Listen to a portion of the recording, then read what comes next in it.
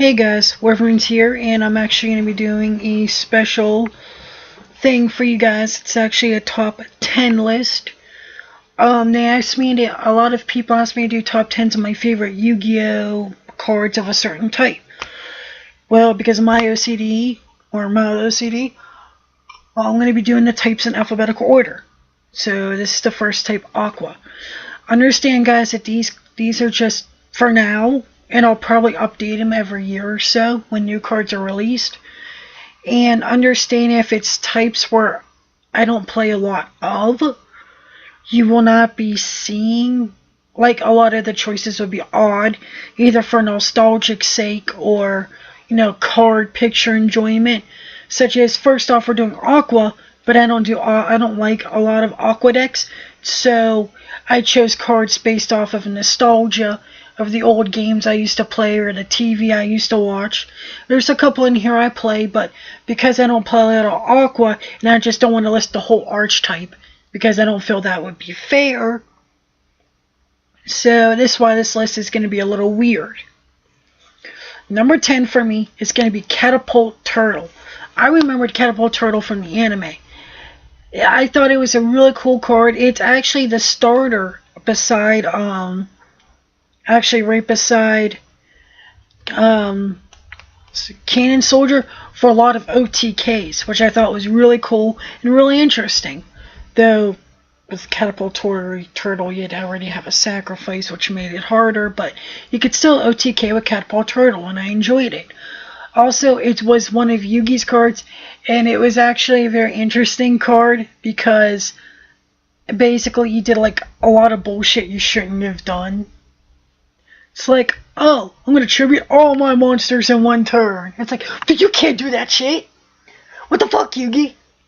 And then again, we're talking about the same season where Giant Soldier of Stone can attack an equipped spell card. So, I mean, he's there for nostalgia. This one, Island Turtle for number 9. You guys are going to notice a lot of patterns in me. I like very few odd creatures. Lizards, turtles, snakes, and penguins. Also frogs. I also like bats. My girl, Dancing can actually tell you that I have a lot of weird choices for picks. I like a lot of weird creatures, and turtles are one of them.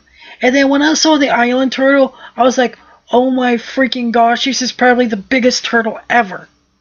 Believe it or not, I didn't know what the Island Turtle was until I did some research, and it was actually based off of a Zaraton.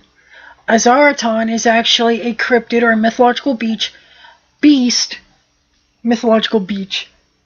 That's where the unicorns go to relax and hang out and get their tan going on. A mythological beast, which is actually a turtle, which was so big, vegetation like trees can grow on it, and many people and animals would mistake them for islands.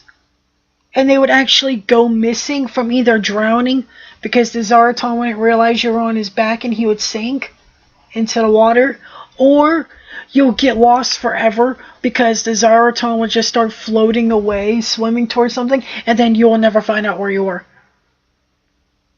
It's like, yeah, that's a Zaraton, and that's why I like Island Turtle. He's just sitting there like, ugh, I'm hungry.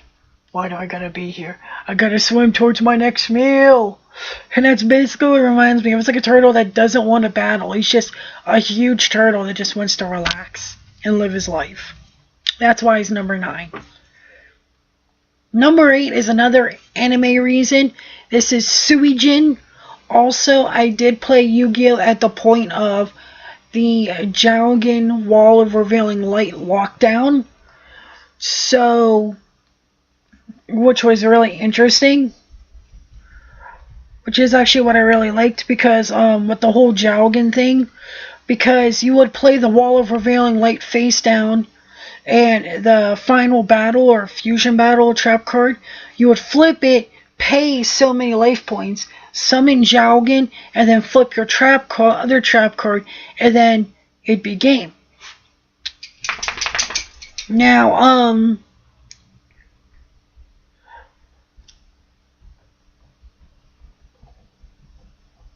Now this is really interesting because with all of the Suijin, Kazijin, and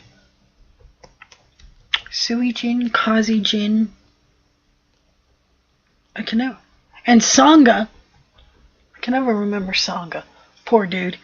They have the effects to set the attacking monster's HP, attack to 0. So if you were to play Final Battle and do this, you can actually have Suijin. You could summon Suijin and still technically get the instant win condition, because it would activate its effect and drop your opponent's attack to 0. And the card stated, whoever stayed on the field won. You won the duel. So it was like a really good one-turn kill, and it was very interesting because Suijin's just awesome. Though I prefer Kazijin, but also from the anime, he's really cool. I really wish Gate Guardian is a lot more realistic, but besides that, what are you gonna do?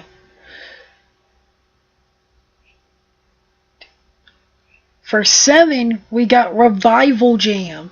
Yeah, guys. Revival Jam was actually the very first water monster I fell in love with. Because I saw it from the anime as a kid. I never actually had a lot of water monsters except for Kaiser Seahorse. I mean, he's like the very first aqua monster I fell in love with then. Because when Mariky's in the anime, it's like, oh, I summon him back. Oh, I summon him back. Oh, I summon him back. It's just like that cockroach you try to crush but you can't get rid of. They kind of nerfed him, but I mean, you kind of had to, or he would have been abused in a lot of ways, which would have been ridiculous. But yeah, this is why I like Revival Jam. I really wish they made the Revival Jam fusion with the Metal Reflex Slime. That would have brought Revival Jam up even more. Oh my gosh. So that's number 7. For number 6 is Penguin Soldier. This is an old school card. Kids today watching this, if any of you kids under 16 is watching this, then you never knew the fear Penguin Soldier put in the eyes of people.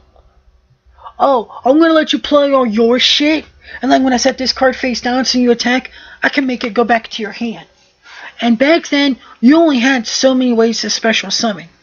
Either through spell cards, which there wasn't a lot of, tributes, fusion, or ritual, which was another form of special tribute.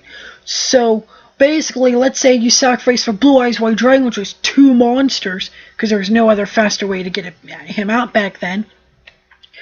Oh, I attack your monster. Penguin Soldier, back to here. Now you gotta sacrifice another 2 monsters, summon them again. When I was teaching dancing out of duel, I abused Penguin Soldier viciously. Also, here's another good one for you.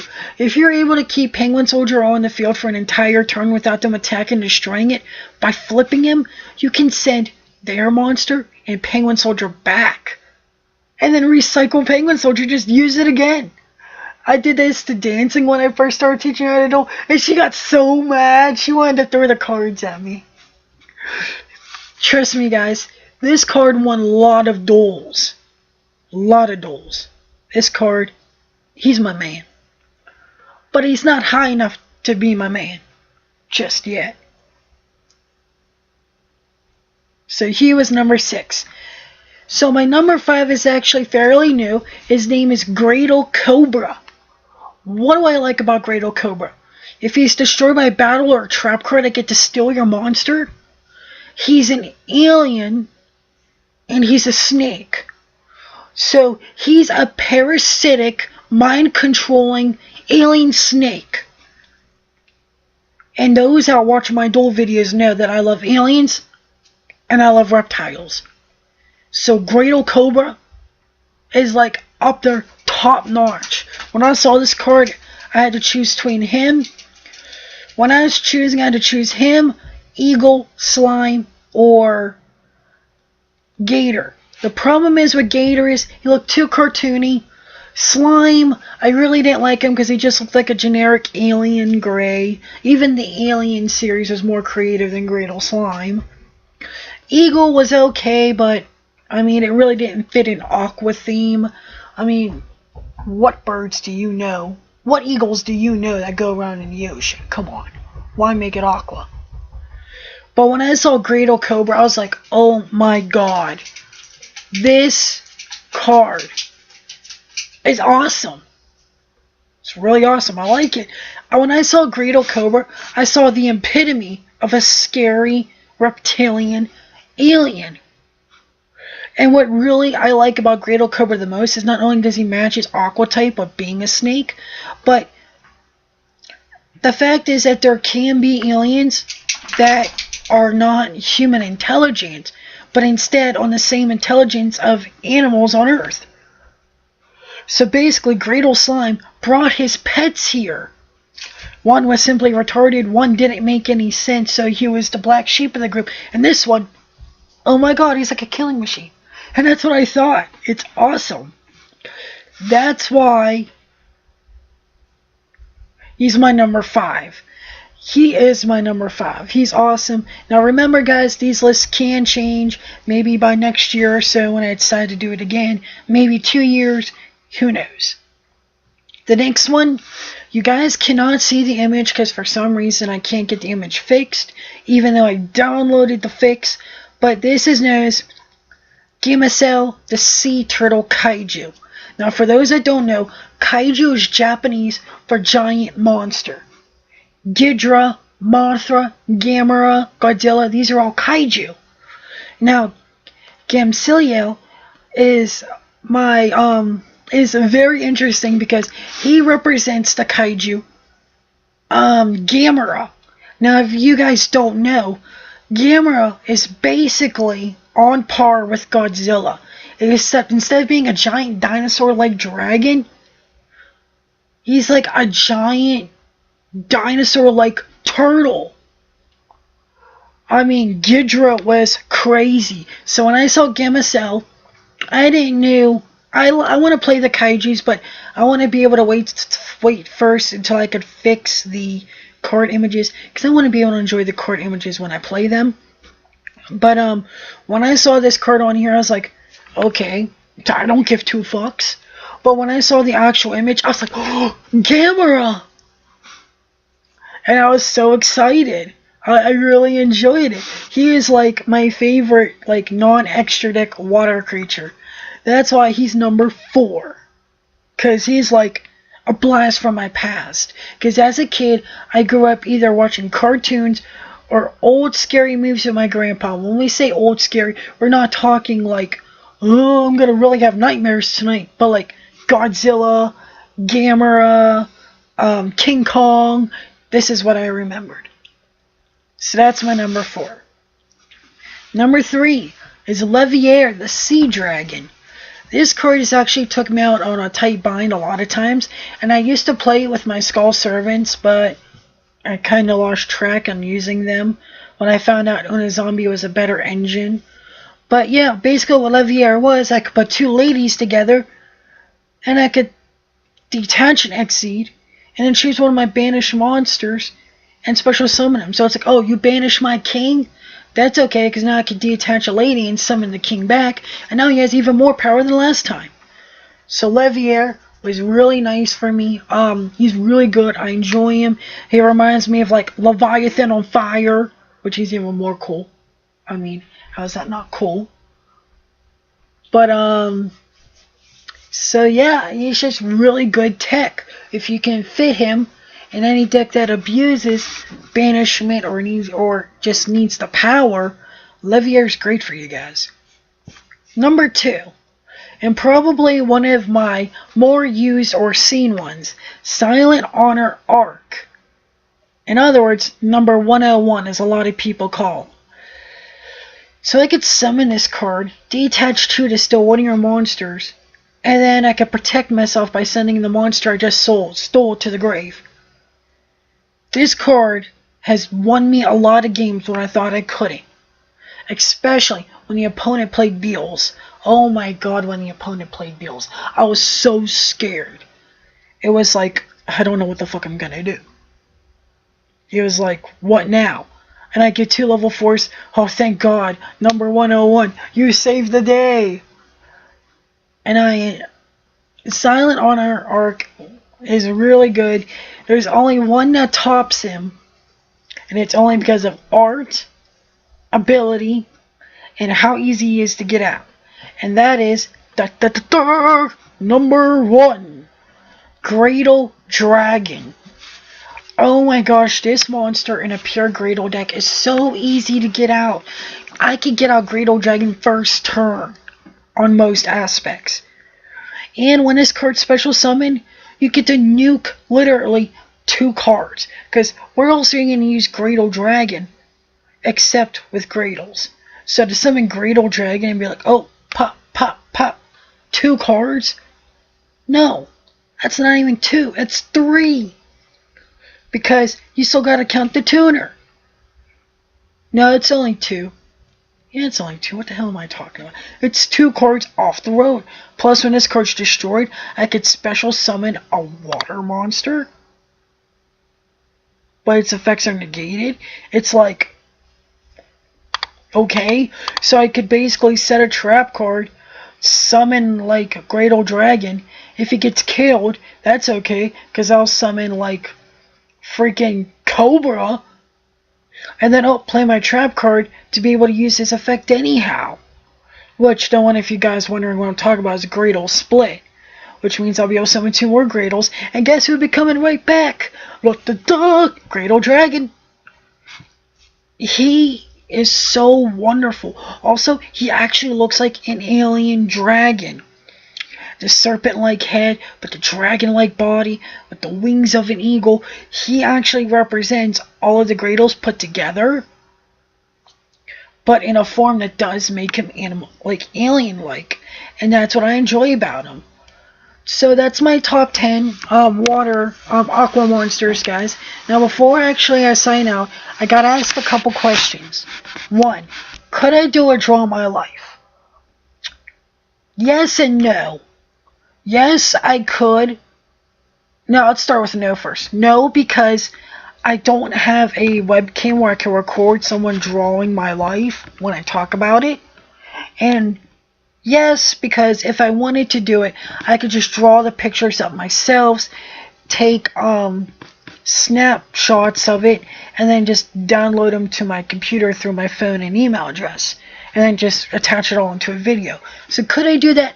Yes. Will I do that? I'm not sure. I'd rather wait for a little bit longer before I do that. We get ourselves a couple new people in. You know. Next question. Why has my videos been coming up a day or 2 late? My videos have actually been popping up a day or 2 late because of work. With the holiday season in, I've been cramped on work.